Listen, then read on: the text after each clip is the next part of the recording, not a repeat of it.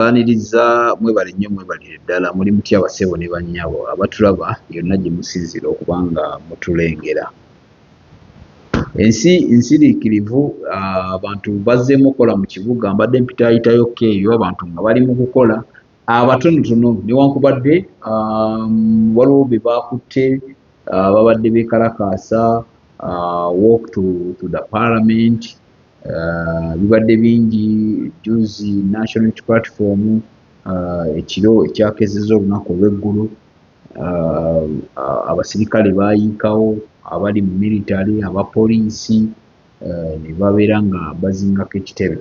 Honorable Zaake owa Mityana yakwatibwa n'atwalibwa ne banne kwabo kwabaddeko kansala Mubiru James, kwabaddeko bano ba Nabbosa ayagala okwesimbawo, Wakiso, kwabaddeko abaana abalala abo.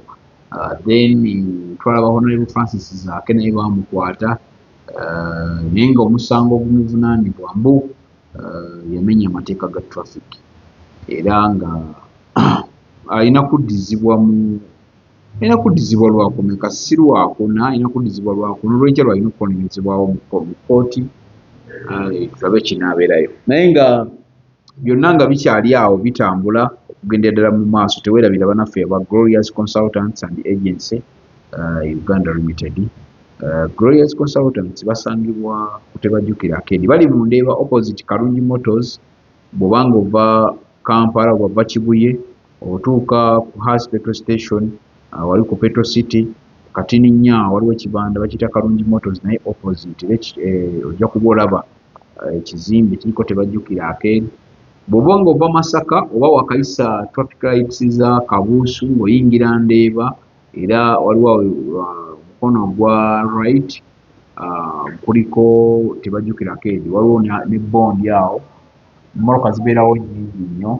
Then opposite Kalungi Motors ojja kuba olaba Kalungi Motors naye opposite.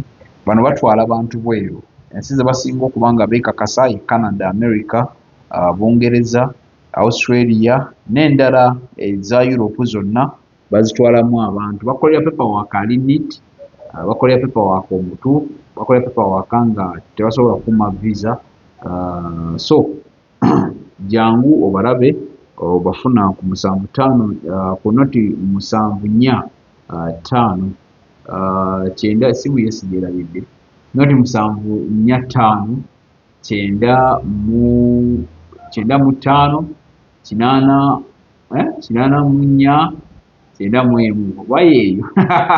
Anyway, eyita wansi awo ogenda bosobola okugiraba wansi awo osobola obbafuna Glorious Consultants.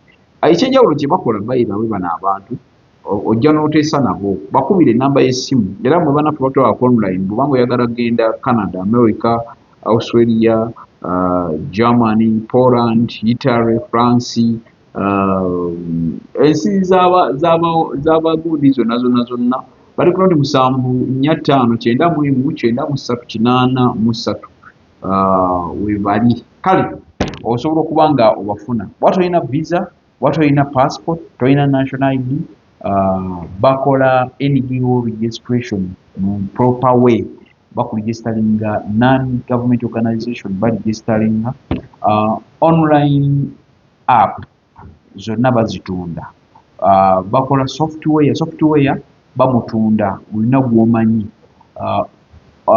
TV and radio online, basobola okuzimbira radio ne TV eza online, kugamba empapula URA registration oyagala okuyambako bakuyambako n'oregistaringa bulungi buli kimu kyoyagala okuregistaringa, oyagala kufuna bintu ebyo tin number simanyi biki byonna babikola, babayita Glorious Consultants and Agency Uganda Limited.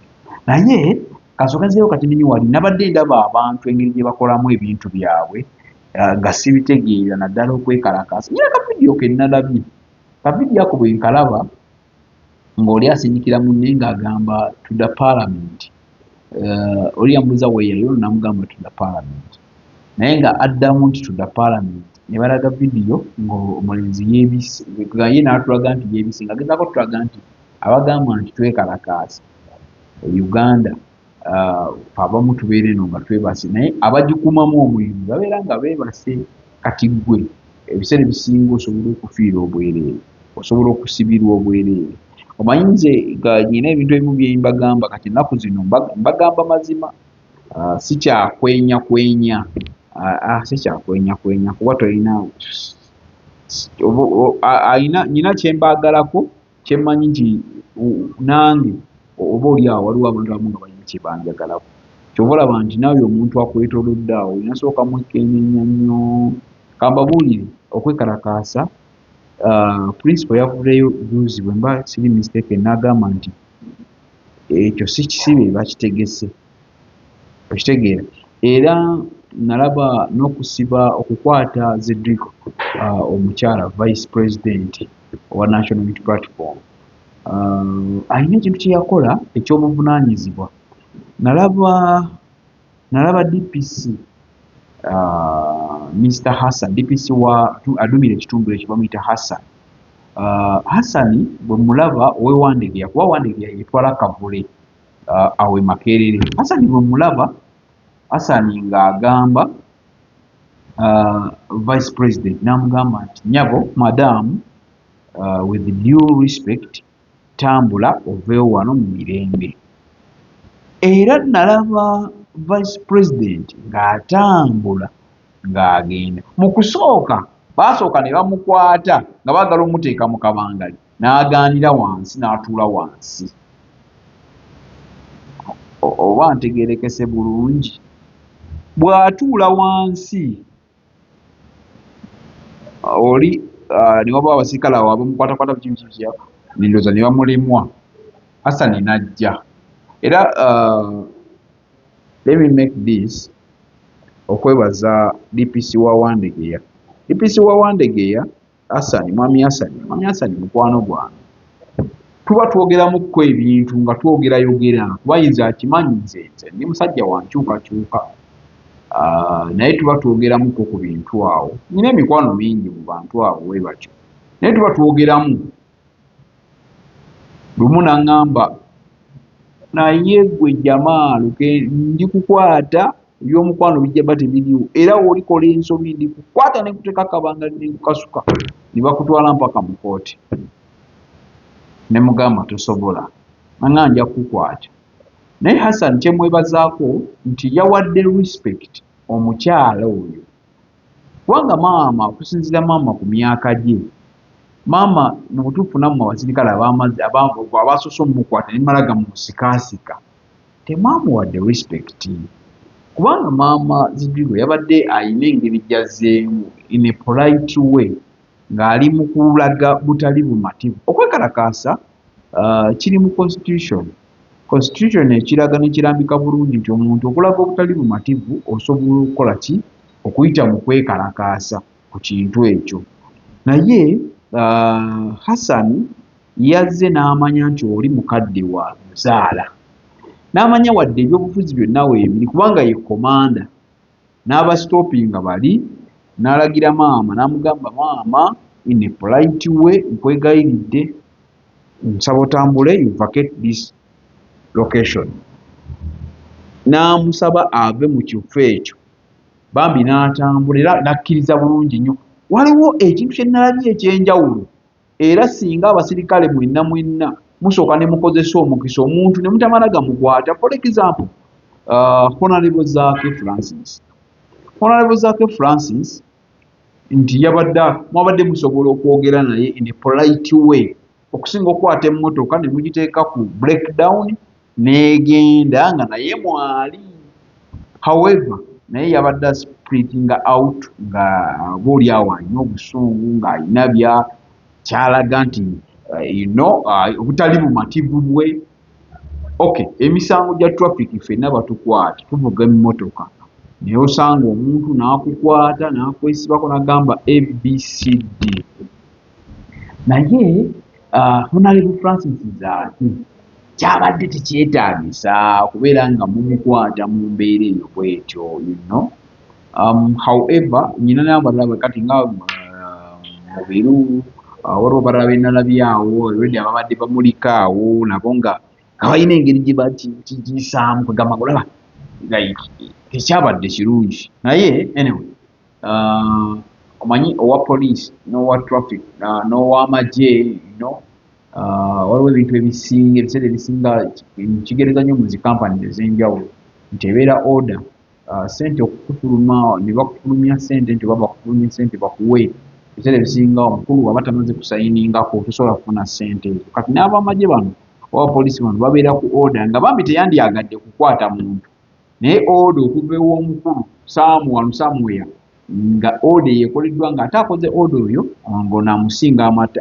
amateeka ogeraba nga tebisobola kukwatagana nga ayina kugoberera nti oyo mukwate ye ne bw'aba asanze nga tumulamu nga biki ng'ayina mumukwata bukwasi so nze ebimu ku bye nalabye nga ndaba oba oliawo waliwo okusowagana okwabadde kuzze ng'ate musobola okuteesa kubanga live example yabadde ya vice president wa National Platform Mama bwe bazze ne bamugamba tambula ogende n'atambula n'agenda ekyo kiraga nti abantu ba opposition bantu balamu bakkakkamu era ate nenzira ku side ya DPC yakoze ekintu ekirina okukolebwa nti so oba singa naye yayongedde n'aduumira ne bakwata maama ono ne bamukasuka because yabadde ne force yonna n'amukasuka ku kabangali kyabadde kirina engeri gikiragamu kubanga sometimes mu abapoliisi nammwe musooke mutunule nnyo mulabe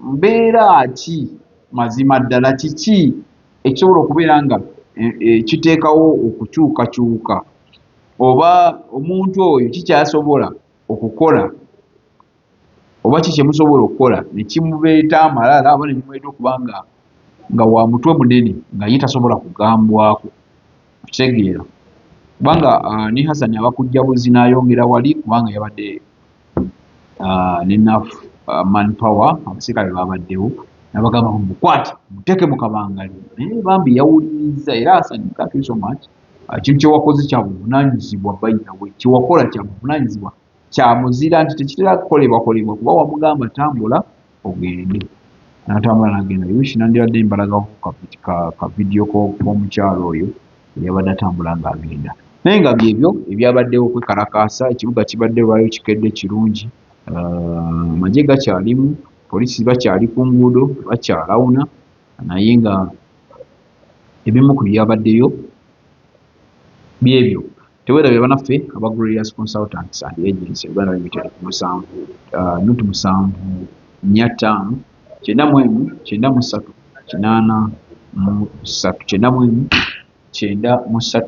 93 that is Glorious Consultants and Agency Uganda Limited batwala abantu ebweru Canada, America, Poland, UK, Australia, Germany, Italy, France, ne European countries zonna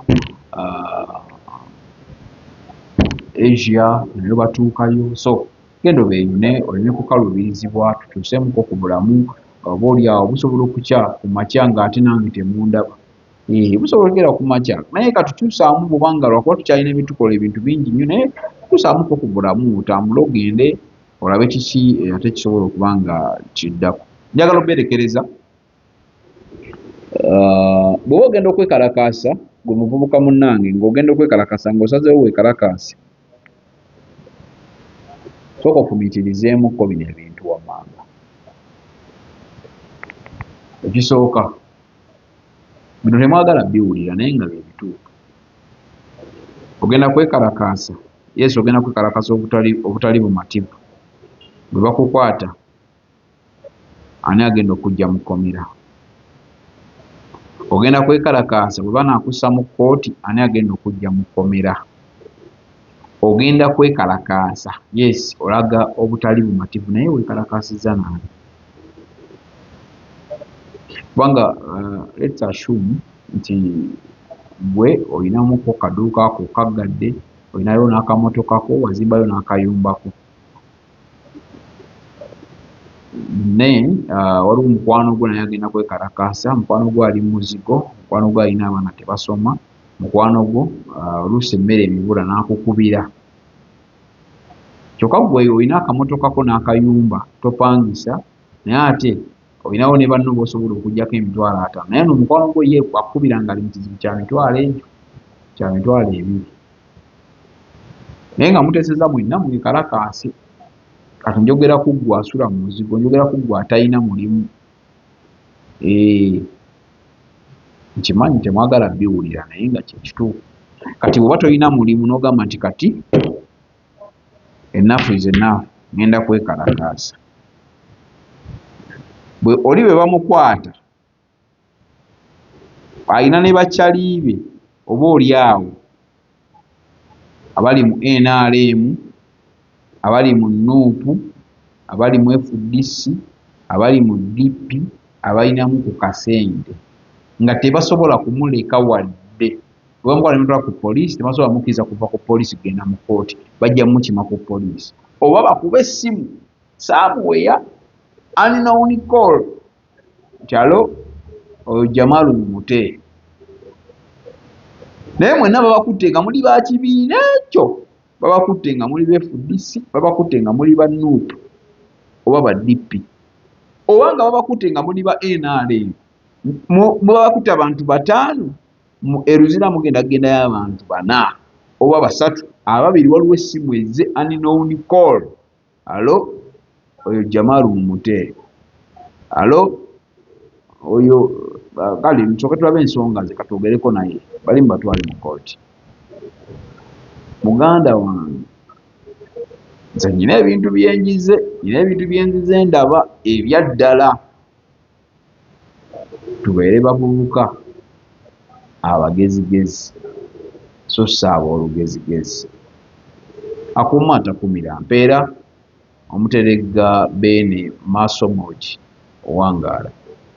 Gwe omuzadde eyitaze essomero erigenda okubangulira omwana wo nga muyiiya mukozi ati ayite ne first grade katukwanjulire Shehan Standard Day and Boarding Primary School abagenda okuteeka ebyensoma by'omwana wo ku mutendera ogusingira ddala. Empisa, eddiini, ebyemizannyo n'obuyiiya bwonna tubikulembereza ddala ng'ate ebyokulya n'ebyensula bya mulembe ddala. Tulira n'entambula eri abayizi abaviira ewala. Gwe ate omuzadde eyandiyagadde omwana wo ne first grade totunula obulala wonna okwewandiisa kugendera ddala maaso okuva ku nursery paka ku kibiina ekyomusanvu. Day ne boarding ng'ate n'ebisale birungi ate bisobokera ddala. Jjukira nti requirements zonna omwana wo azisanga ku ssomero. Tusangibwa Lubaga mu Bulwa zone okuliraana 24/7 motel. Gwe ayagala okumanya ebisingawo tukubire ku noti 773 73 359 ne noti 757 noti 6 26 96. Shehan Standard Primary School. We invest in education.